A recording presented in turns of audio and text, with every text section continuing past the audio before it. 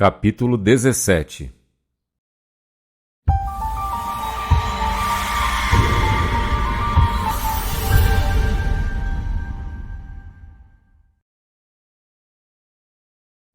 Pergunte sobre Deus a um índio, e ele lhe descreverá um poderoso chefe de uma tribo gloriosa. Pergunte sobre Deus a um pagão, e ele lhe falará de um Deus do fogo, um Deus da água, um Deus assim e assado. Pergunte sobre Deus a um israelita, e ele lhe falará do Deus de Moisés, que concebeu convenientemente governar por meio de medidas coercivas. Daí os 10 mandamentos. Ou do Deus de Josué, que conduziu os israelitas em batalha, confiscou propriedades, assassinou os prisioneiros e assolou cidades. Os chamados pagãos fizeram imagens de seus deuses, os quais costumavam adorar. Porém, entre os mais inteligentes, pelo menos, estas imagens foram pontos de apoio visíveis que lhes permitiram se concentrar mentalmente nas qualidades que desejavam exteriorizar em suas vidas. Nós, no século XX, adoramos em teoria a um Deus de amor, porém, na prática, tornamos ídolos a riqueza, o poder, a moda, o costume e a facilidade. Concentramo-nos neles e, desse modo, se materializam em nossas vidas. O estudante que dominar o conteúdo do capítulo 17 não confundirá os símbolos com a realidade. Estará interessado nas causas, não nos efeitos. Concentrar-se-á nas realidades da vida e não estará decepcionado com os resultados. Dizem-nos que o homem tem domínio sobre todas as coisas. Este domínio se estabelece através da mente.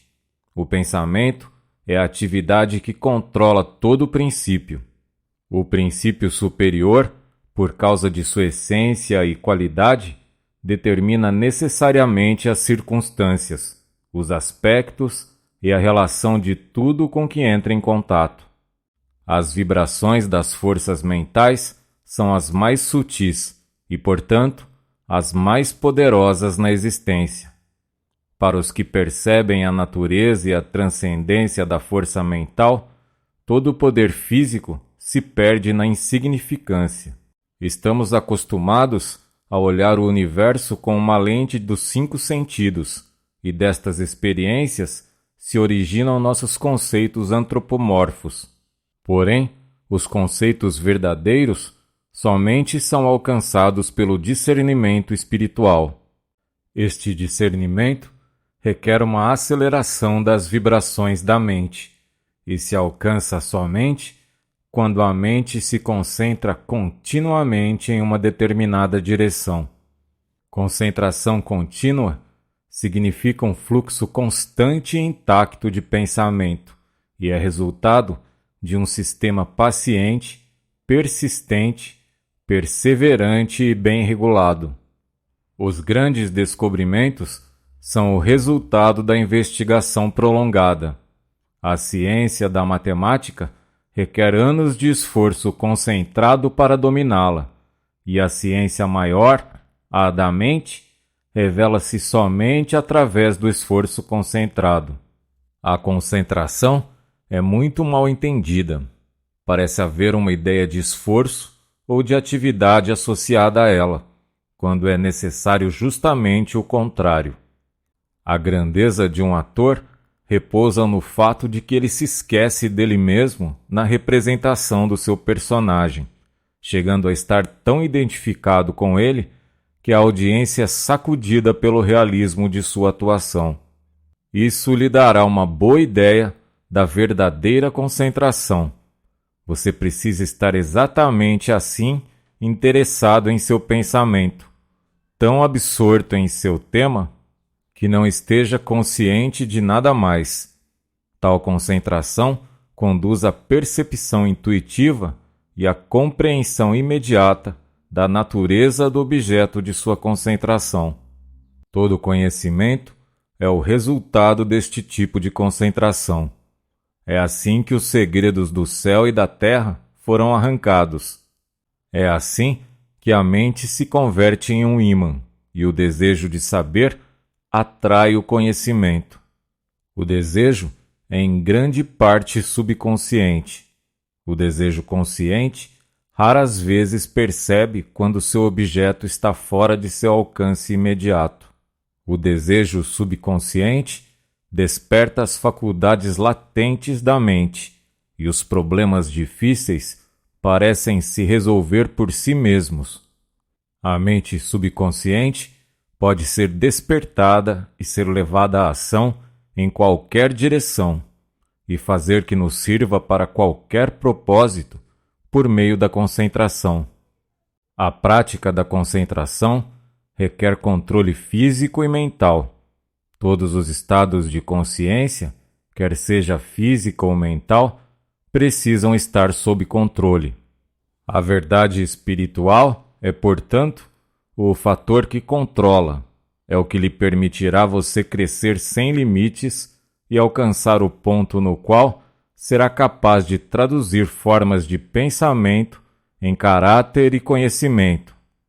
Concentração não significa tão somente concentrar nos pensamentos, senão a transmutação desses pensamentos em valores práticos. O entusiasmo momentâneo não tem nenhum valor. É somente com confiança ilimitada em si mesmo que a meta é alcançada. A mente pode colocar o ideal demasiadamente alto e falhar na marca. Pode tentar voar em asas inexperientes em vez de voar, cair em terra. Porém, isso não é razão para não fazer outra tentativa.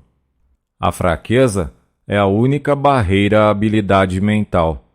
Atribua sua fraqueza à limitação física ou à incerteza mental e torne a tentar.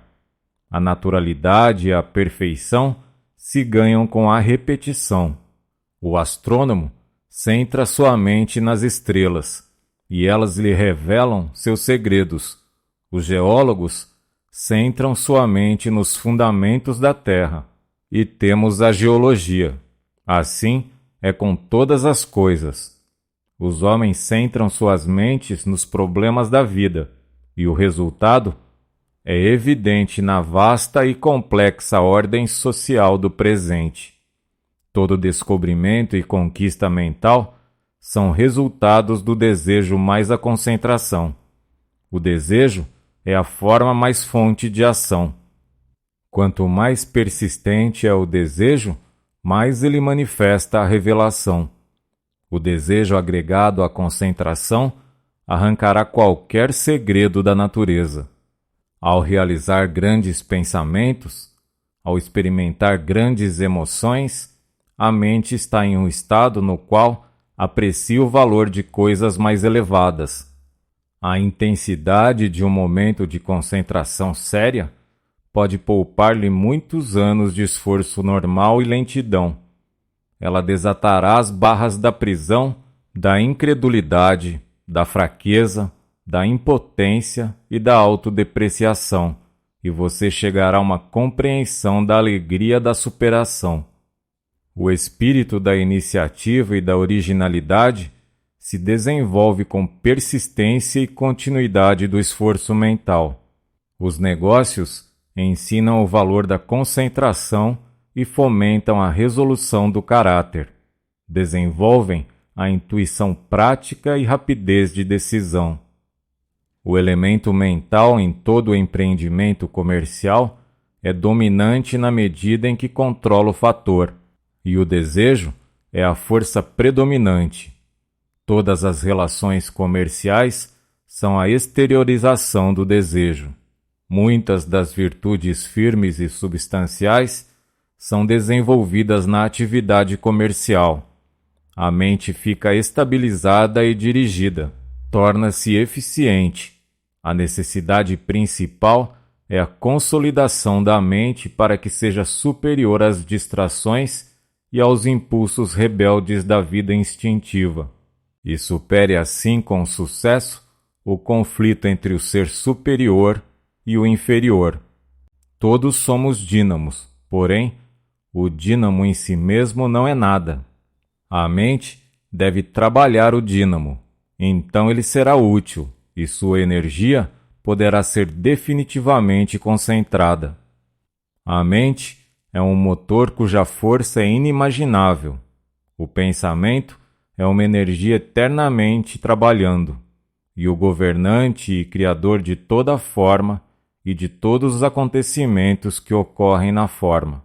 A energia física não é nada em comparação com a onipotência do pensamento, porque o pensamento permite ao homem aproveitar a estrutura da energia natural. A vibração é a ação do pensamento. É a vibração que alcança e atrai para fora o material necessário para construir e criar. Não há nada misterioso a respeito do poder do pensamento. A concentração implica simplesmente que a consciência pode ser enfocada ao ponto no qual se identifica com o objeto de sua atenção.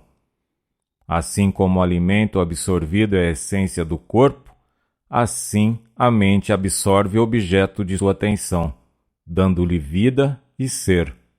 Se você se concentra em algum assunto de importância, a energia intuitiva será posta em operação, e a ajuda virá no tipo de informação que o conduzirá ao sucesso. A intuição chega a conclusões sem a ajuda da experiência ou da memória. Geralmente resolve os problemas que estão fora do alcance do poder do raciocínio. A intuição geralmente vem com uma rapidez que assusta. Revela a verdade que estamos buscando tão diretamente que parece vir de um poder mais alto. A intuição pode ser cultivada e desenvolvida. Para fazer isso, precisa ser reconhecida e apreciada. Se ao visitante intuitivo lhe dão uma recepção real quando vem, ele virá outra vez. Quanto mais cordial a recepção, mais frequentes serão suas visitas. Porém, se for ignorado ou descuidado, menos frequentes serão suas visitas. A intuição chega geralmente no silêncio. As grandes mentes, com frequência, buscam a solidão. É aí onde os maiores problemas da vida são resolvidos. Por esta razão, todo homem de negócios precisa se permitir ter um local particular onde não o perturbarão. Se você não pode se dar ao luxo de ter um local particular, pelo menos pode encontrar algum lugar onde possa estar sozinho por alguns minutos por dia, para treinar o pensamento através dos modelos que lhe permitirão desenvolver esse poder invencível que é necessário alcançar. Lembre-se que o subconsciente é onipotente. Não há limite às coisas que se podem fazer quando lhe é dado o poder para atuar. Seu grau de sucesso é determinado pela natureza do seu desejo. Se a natureza do seu desejo está em harmonia com a lei natural ou mente universal, emancipará gradualmente a mente e lhe dará valor invencível. Cada obstáculo conquistado, cada vitória ganha, lhe dará mais fé em seu poder, e você terá maior capacidade para ganhar. Sua força é determinada por sua atitude mental. Se é uma atitude de sucesso e se sustenta permanentemente com um propósito inabalável, atrairá para você do domínio invisível as coisas que você exige silenciosamente. Mantendo o pensamento na mente, este tomará gradualmente a forma tangível. Um propósito definido põe as causas em movimento que vão ao mundo invisível e encontram o material necessário para responder ao seu propósito. Você pode estar perseguindo os símbolos do poder em vez do próprio poder. Você pode estar perseguindo a fama em vez da honra, a riqueza em vez da abundância, a posição em vez de serviços. De qualquer maneira, verá que virarão cinzas justamente quando os alcançar. A riqueza ou posição prematuras não podem ser conservadas porque não foram ganhas. Conseguimos somente o que damos, e os que tentam conseguir sem dar sempre constatam que a lei da compensação produz implacavelmente um equilíbrio exato. O homem com uma conta bancária grande constata ser desnecessário encher seus bolsos com ouro.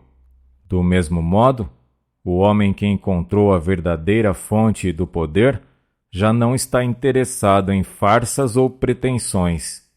O pensamento, normalmente, é levado para direções evolutivas externas. Porém, voltará ao interior, onde se apossará dos princípios básicos das coisas, do coração das coisas, do espírito das coisas. Quando você chega ao coração das coisas, é relativamente fácil entendê-las e ordená-las. Isso porque o espírito de uma coisa é a própria coisa, é sua parte vital, a substância verdadeira. A forma é simplesmente a manifestação exterior da atividade espiritual interior. Para seu exercício da semana, esteja tão concentrado quanto for possível no método resumido nesta lição. Não permita que tenha esforço ou atividade consciente associada com seu propósito. Relaxe totalmente. Evite qualquer pensamento de ansiedade a respeito dos resultados. Lembre-se que o poder vem através do repouso. Permita ao pensamento permanecer no seu objeto até que se identifique totalmente com ele. Se deseja eliminar o medo, concentre-se na coragem. Se deseja eliminar a carência, concentre-se na abundância. Se deseja eliminar a doença, concentre-se na saúde. Concentre-se sempre no ideal como um fato já existente. Esta é a célula, o germen, o princípio da vida que vai adiante e põe em movimento essas causas que indicam, dirigem e produzem a relação necessária que se manifesta finalmente na forma.